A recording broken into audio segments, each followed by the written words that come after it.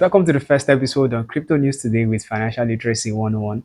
And in this particular video, what we do is we review top crypto news that happen on a daily basis to give you the proper updates to understand your fundamentals, know where the market might head to, and know how to plan yourself for whatever shock might happen in the market. The number one news, which is very, very common at the moment, and it's not a news actually, is the current price of Bitcoin, which is set around $64,774.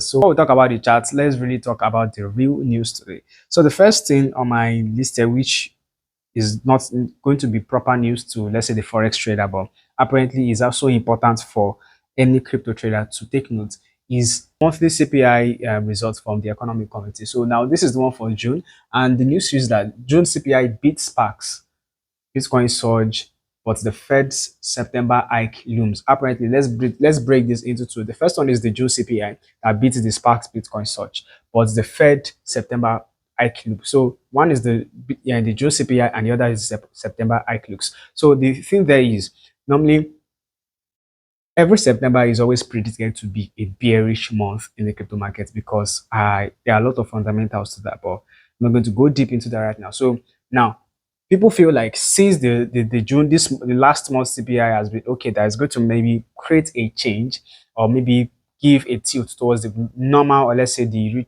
traditional prediction of September being a bearish moment. But people still says that September hike loom. So if this hike happens in September, that means September might actually be a bearish market. So let's go into the real details there. So June CPI fell a seasonally adjusted 0.4 month over month, the steepest monthly drop since April 2020. So apparently since the year 2020, we've not had a proper drop in the US CPI index. So now let's look at it. So pulling the annual inflation rate to 3.5% against the normal 3.8% that was actually predicted by Dow Jones, and Bitcoin responded with an immediate push higher after the print. So if you've been wondering why the price surged from around 62,000 to 64,000, you should know that was due to the CPI data that was released. You understand? So the 24 hours, the 24 hours, 7 days, 30 days, 1 year, all time. So you understand? This is actually talking about the increase. So the energy index slumped 5.7% in June, with gasoline, fuel, oil both falling more than 9% apparently. So you know that there's been an spike in the price of oil and other energy materials like oil and gas and all due to the war that was happening in the Strait of Hormuz. But apparently, since let's say 4 weeks ago, it has been reducing, and now we've had a 9% decrease over time. Then, if you might be wondering that how does the CPI really affect the crypto market and not just the forex market? Why are we talking about CPI in the crypto market and not forex? Is because apparently CPI is not just limited to forex markets; it also affects the crypto market in one way. Let's look at this: in the place of the interest rate hike. So now they said odds of an interest rate hike just dropped to 16% after the CPI inflation data released. Rates will likely remain unchanged. This is extremely bullish for market. This is a tweet by the DeFi Tracer, right? So CPI is not just limited to forex; it's also important to you for you to track. Is a momentum for that.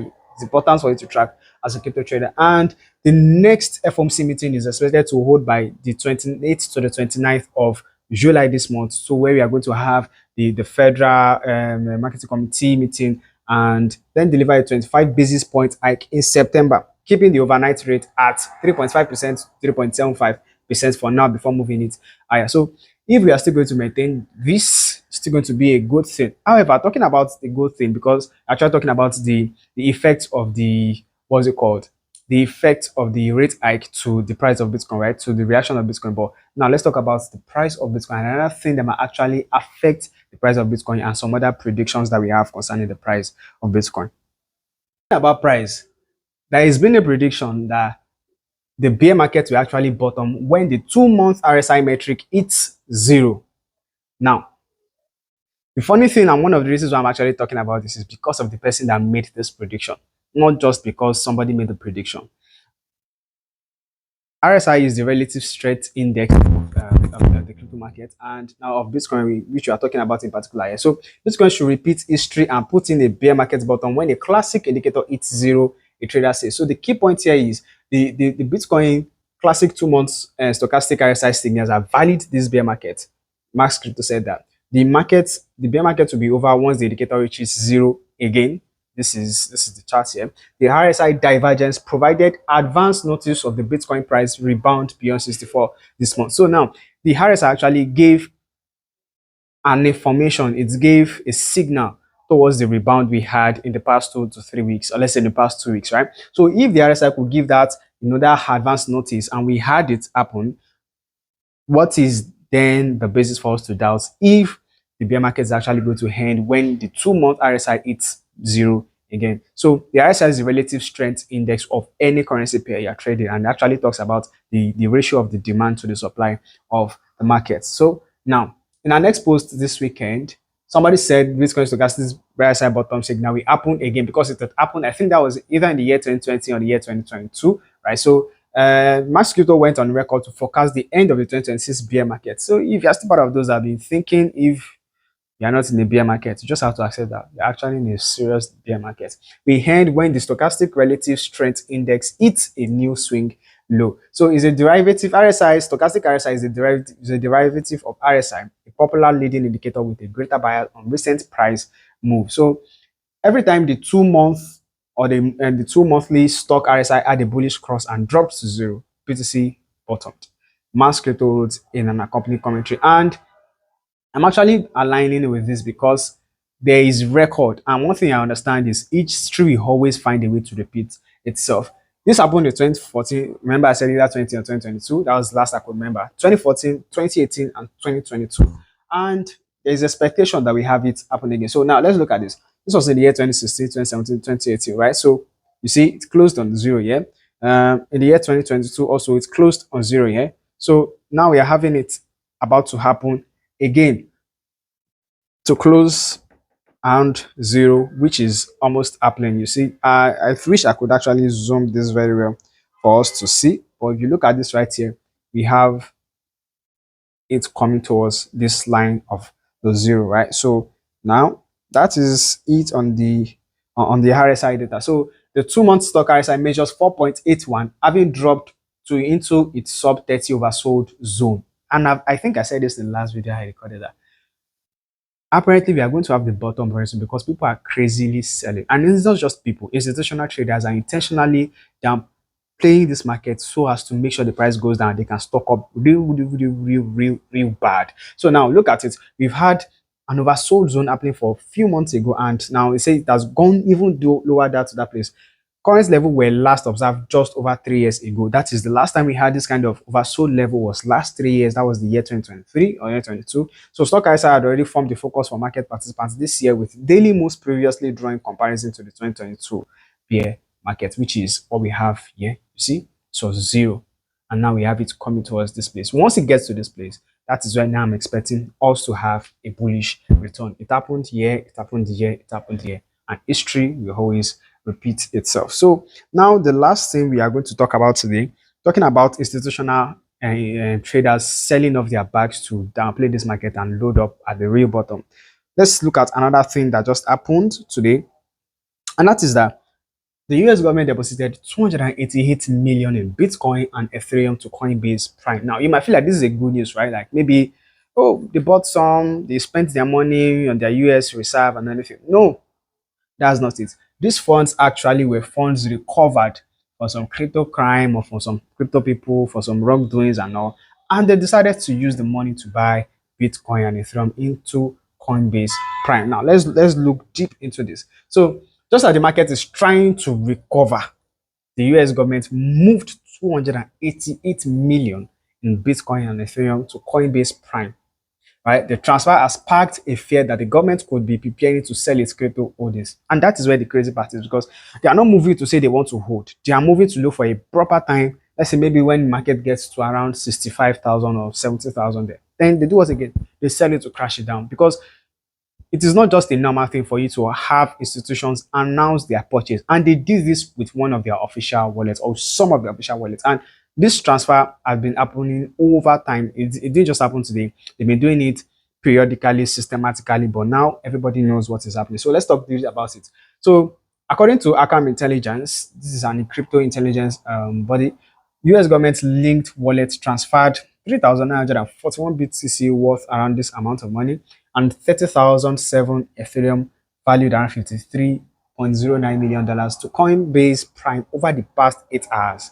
Over the past 8 hours, this is a massive, constant back to back influx of that money. And this is not just ordinary because I believe there's something behind this. They have this money kept all this while. Why are they doing this right now? Why are they doing it? That means they want to sell. They bought and they are preparing to sell. So the transfer involved crypto seized from cases like Ryan Ferris, BTCE, and Brian Kreusen. So despite all these transactions, the US government remains one of the world's largest Bitcoin holders. It controls around 324,552 Bitcoin, 228,394 Ethereum, and digital assets worth more than $20.4 billion in crypto assets. So now, my own point here is this is not just ordinary. I feel there is an agenda to this. They have a plan of selling this thing later on. But the question remains, when might they sell? That is what we don't know at the moment. So I'll tell you, much as you might be trying to long your positions on futures trade, on your margin and everything, just try to be careful because you might have a repetition of what happened in the year 2022 to 2023 with the empty gods from Germany, from Japan, and all of these people happening again right there. I just can't wait for us to have a break from all of this massive dump strategy by all these institutional traders and governments all over the world. So I want to open up to this so you can actually see some of the transactions. Oh, it's not very clear. So screenshots, but let's see if it can be clear. Oh, right, so it's clear. So look at this. 2 hours ago, Ryan Faris, that was around 2,000 Bitcoin. So same 2 hours ago, we had 925 Bitcoin. And same 2 hours ago, we had 30,000 Bitcoins. As you would see, these were the transactions. And we also have some in Ethereum, some in BTC, some in Ethereum, in BTC. So these are the transactions, and this is open on the Coinbase ledger. So I feel like there's just something really, really, really up to this. So let's close this by just looking at the charts today. Let's see what we have and see what might possibly happen before the next day or in the next couple of hours to see any action. And you let me know whatever you think about this. So basically, we've been in a downward trend over the months, right? So that's no news. So we've been in a downward trend since February this year, or let's say October last year. So we've been in a downward trend. And looking at this, if you look at it in a microscope, we are having this kind of what was it called? We're having, let's say, a reversal here because I was actually expecting it to continue in this downward trend, but we have it broke or break out of this downward trend, right? So now you're having a reversal here, a change of structure, a change of bias here, and you might want to look at it that, oh, let's say we have a channel building up, but I beg to differ on that because I don't think this is a real channel building up.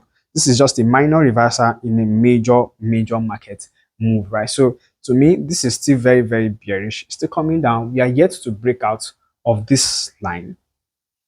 I had to break out of this line that came all the way down to this point. So until we break out or you have something around the price of $80,000, we might actually still be within the range.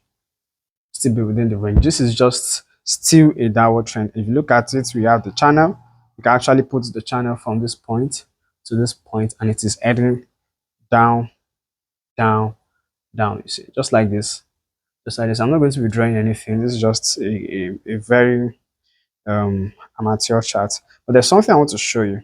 The reason why I said until we break out of $82,000, we might still be within the ranges because if you look at it from here, one of the things I told myself since last year, because I'd actually done most of these things since last year, was the fact that until we break out of this point, I believe we are still in a downward trend. So any trade I take within this zone is actually going to be within this point, this price to this price here, that is around 69 or close to 70,000 to this price here on the maximum 59,000. And now it has hit the bottom, close to the bottom. This is my own very well predicted bottom, which is $54,000 realistically, because 45 is on a very, very long stretch, right? So now we are having this kind of oscillating market. If you look at it, there is a support zone here, and we're also having a resistance at the top here, which happens to be the previous support at this zone before it broke out, then went up again. So now we're having this ranging market. We might have it happen for a few periods before it goes down again. And speaking of the ranging market, I want to show you something on a larger time frame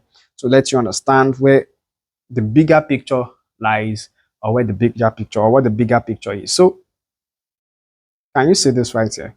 So if we look at this, we had an accumulation zone, a leg up, distribution, a selling period, and now we're having another accumulation zone. So this is why I said until we break out of this point, we are still just playing within this zone. No matter what happens, you don't feel like you're going out. We are still playing within this zone until we break out of this point, or this point. If it is around 84,000 or the price of 75,000, we are still joking, because this might just be another accumulation zone. Like I said, I'm patiently waiting for the next accumulation zone, and now we are already in the accumulation zone. But what I need to understand, or decide or discover, is the Wyckoff spring in this accumulation zone. I had previously thought this is the Wyckoff spring, but now I've realized that we are yet to have the Wyckoff spring. Wyckoff spring might actually bring us down to 54,000, or even lesser, close to 45,000, which I see, which is why I said 54,000 is my own best bet, the safest bet I could actually place. But 45 will be on a very, very long stretch, because look at what we had here. Can you see? I'm trying to zoom in on this. If you see what we had here, we had a sharp drop during the accumulation zone, and we are yet to have that right here. So until we have a Wyckoff spring, which might happen around this period, which I also expect to happen when the 2 month RSI, the stochastic RSI, hits zero, which might be around this point here, because we've had this zone tested, we've had it break out and come back to this particular place. Now we're having a breakout, which to me is just in a little time frame a breakout, but in a bigger picture, a rebounding market. So until we break out of this zone with a Wyckoff spring that will launch us up, and when we know that, and that is that when we know that the market has actually been oversold, there is nobody willing to buy anymore, we are still going to be in an accumulation zone. The market is just going to be consolidating market. So trade wisely, make sure you minimize your risk and exposure in this kind of period. You can let me know what you think. This is my own prediction. This is my own thoughts of the bigger picture of what might happen, or what is happening in the market. But I'll be so glad to hear from you on what you think might happen, or your own prediction.